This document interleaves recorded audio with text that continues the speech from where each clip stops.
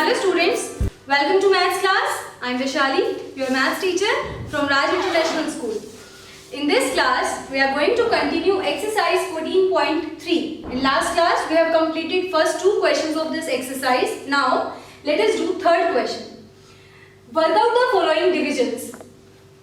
First part है आपके पास, देखो हमने सेम वही डिवीजन करना है जो इससे पहले वाले क्वेश्चंस थे दोनों, वहां पर बहुत सिंपल डिवीजन था। यहाँ पर आपको फैक्टर्स देखने को मिलेंगे, है ना, और आपको कुछ थोड़ा बहुत कॉमन भी लेना पड़ेगा, मींस किसी भी एक्सप्रेशन को और फैक्टराइज करना पड़ेगा। ठीक है, तो फर्स्ट पार्ट देखिए, 10x - 25 डिवाइडेड बाय 5। तो ये तो बिल्कुल सिंपल है, आप 5 को दोनों के नीचे ले जाकर डिवाइड कर सकते हैं।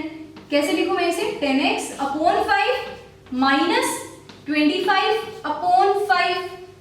ठीक है, आप चाहें तो इसमें से 5 को कॉमन ले सकते हैं, ठीक है, और फिर वो 5 से 5 कैंसिल हो जाएगा। देखिए 5 2s are 10, 5 1s are 5, 5 5s are 25। तो मेरे पास आंसर कितना आया?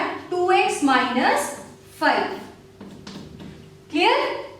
तो ये सिंपल डिवीजन था बिल्कुल। Now second part is 10x - 25 divided by 2x - 5।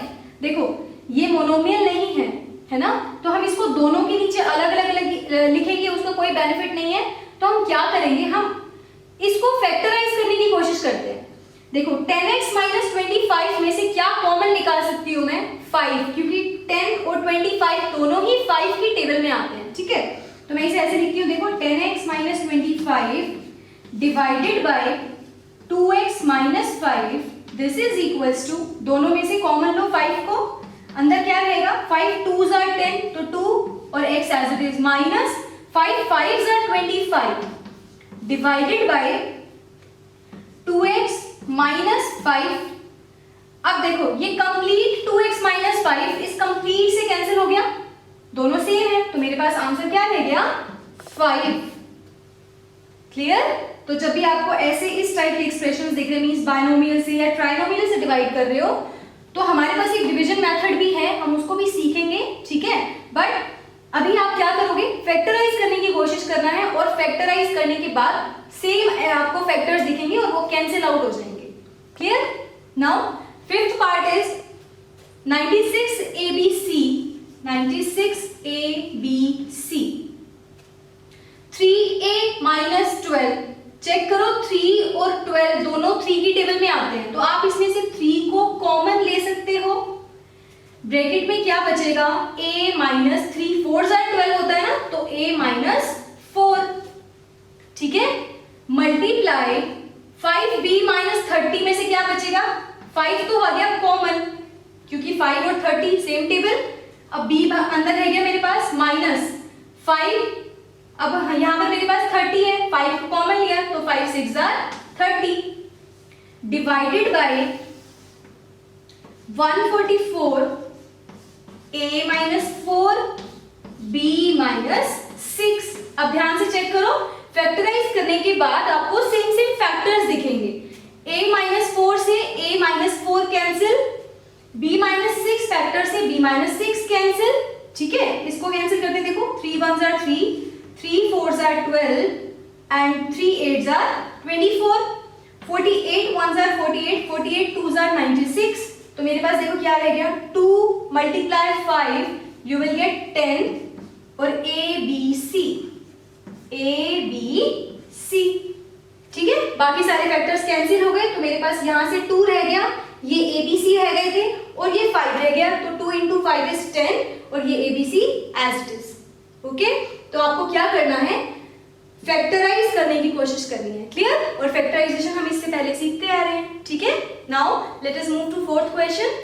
Now question number 4 is divide as directed. आपको डिवाइड करना है सेम जैसे हमने क्वेश्चन नंबर 3 में किया, बल्कि वहां पर हम थोड़ा बहुत कॉमन लेके फैक्टराइज भी कर रहे थे। यहां पर आपको सिर्फ डायरेक्टली कैंसिल आउट होंगे फैक्टर्स। देखो ध्यान से, 5 2x + 1 और दूसरा फैक्टर है 3x + 5, डिवाइड करना है इसको 2x + 1 से। देखो ये दोनों फैक्टर सेम है ना, कैंसिल हो जाएंगे। आप इसको कैसे लिखोगे?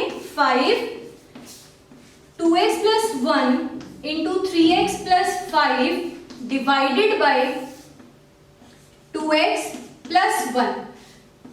इस 2x प्लस 1 से ये कंप्लीट 2x प्लस 1 कैंसिल हो गया। देखो ये फैक्टर कंप्लीट फैक्टर से कैंसिल होता है, ऐसे नहीं करना कि 2x को 2x से और 1 को 1 से, ठीक है।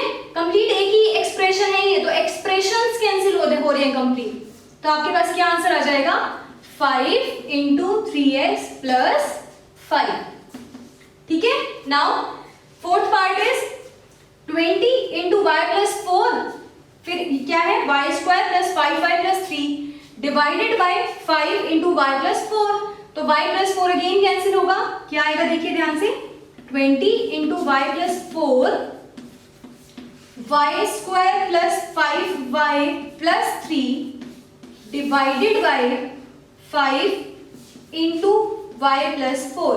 तो अगेन y प्लस 4 से y प्लस 4 कैंसिल, 5 1 ज़ा 5, 5 4 ज़ा 20, तो आंसर कितना आ गया 4 एज इट इज, और साथ में आपके पास y square plus 5y plus 3, ठीक है। तो बिल्कुल सिंपल क्वेश्चंस थे, सेम ऐसे ही आप इसके अदर पार्ट्स कर सकते हैं। Now you can complete third and fourth question in your fair notebook. In next class we will complete this exercise, one question is left, okay, so we will complete this exercise in next class. Thank you students.